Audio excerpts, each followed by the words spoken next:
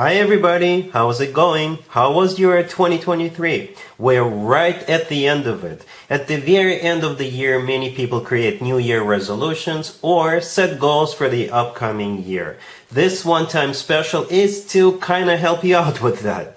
I'll do two spreads and additional clarification or potential outcome spreads if necessary. These could be about love, work, trips, finances, whatever comes up.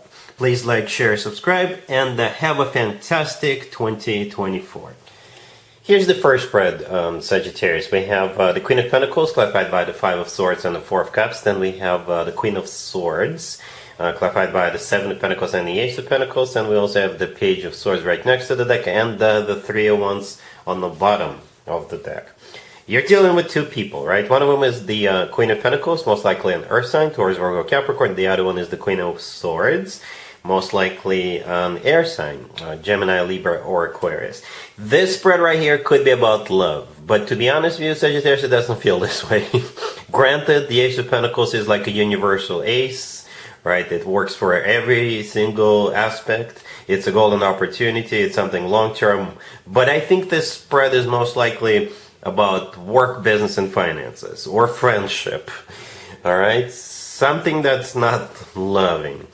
Right, and you will have a decision to make. You'll have a decision to make, right? Say you are a boss at work and you have to make a decision who gets promoted or who gets hired or who gets something, right? Perhaps the company you work for pays for school, and you could be deciding between those two, right? So from what I see so far, the Queen of Pentacles is most likely a no, and the Queen of Swords is most likely a yes. Alright, the Queen of Pentacles is clarified by the Five of Swords and the Four of Cups. The Four of Cups is a card of a rejection. The Five of Swords is a card of ugly fight. Perhaps those two will get into some kind of a fight or altercation, and you'll have to decide what you want to do about it. You could be in HR or something like that, or it could be two friends fighting, and you have to decide what you want to do, and they want you to be the judge and the jury or something like that. The Queen of Swords is clarified by the Seven of Pentacles and the Ace of Pentacles. This is more of a yes, right? The Five of Swords and the Four of Cups clarifying the Queen of Pentacles is most likely a no. And those two cards, the Seven and the Ace of Pentacles, are most likely yes. The Ace of Pentacles is them getting a job, getting a promotion, or this is you choosing to do business with them. Say you run your own business, and those two could be representatives of other companies. They could be like suppliers, vendors, or what have you. Right? The Three of Wands on the bottom of the deck is a card of somebody who made up their mind, somebody who made a decision, and his decision is final. And I think this is where you come in, Sagittarius. You're going to be the one deciding. That's how it feels. The Page of Swords right next to the deck, the last card that came out, is a message. It's also a card of research, so you may have to do your research and make your decision based on that research that you find out. All right, and but most likely it's a message. This is you letting them know what you decided to do. All right, this is a message coming from you to both of them. All right, I don't think we need to do any additional or potential outcome spreads. I think it's a pretty straightforward. We do not have any major arcana cards on the table, but it feels like you will be in the center of this decision-making process. I think it's going to be up to you. And hopefully these suggestions that we see on the table will help you figure it out. All right, let's move on to another situation real quick.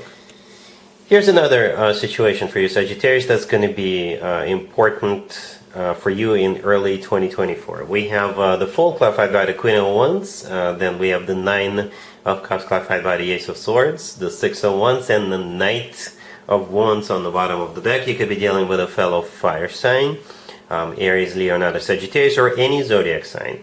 I assume you are the Queen of Wands here, and I assume the person you're dealing with is the Knight of Wands on the bottom of the deck. It could be your energy as well, but I assume there's two people. Okay? Alright, so the Knight of Wands could be a fellow fire sign. Right, Aries, Leo, Sagittarius. But the Knight of Wands is a very inconsistent energy. right? It could be, it doesn't have to be, but it could be somebody who is a player, so there is a bit of a small red flag.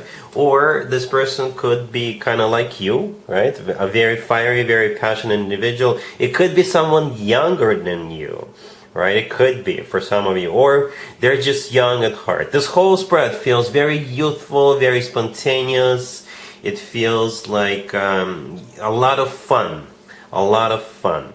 And that's how it feels at this point. Fun. Good times. All right, the full clarified by the Queen of Wands, that's you, as I already assumed, and that you'll just go for it. You'll just go for it. You know, you'll just be like, you know what? Yeah, I want to do this. I want to do this. The Fool is not a very serious card, to be honest with you. The Fool is a spontaneous card. The Fool is a card of like being not thinking about long term, right? The Fool is a card of let's have fun right now, right? And get as much out of it as possible in terms of having fun, right? The Nine of Cups, right? The next card I came out clarified by the Ace of Swords. The Nine of Cups could be a wish come true card, but it's also a card of personal satisfaction and fulfillment, if you know what I mean. So this person, you'll just feel good with this person, with this Knight of Wands, right? And they will make you feel good. The Ace of Swords clarifying the Nine of Cups. I think this is your decision to do it, to go for it, right? This is you giving them the word yes. This is a card of a new beginning. You know, it's that type of energy. Let's have fun now. Let's spend as much time together as we can. Let's get as much out of this right now, and then we'll see what happens. We'll play it by ear. That's how it feels. The Six of Wands right next to the deck is a card of victory. It's also a card of attention, so I think you will have a lot of attention coming from this Knight of Wands. And at the same time, the Six of Wands is a card of feeling good about yourself, feeling good about what's going on. So yeah, Sagittarius, this connection, at least in the beginning, is going to be all about having a lot of fun, enjoying each other's company, and the two of you will just click in terms of having a lot of fun together. That's how it feels, Sagittarius. There's nothing wrong with it. There's nothing wrong with it. All right?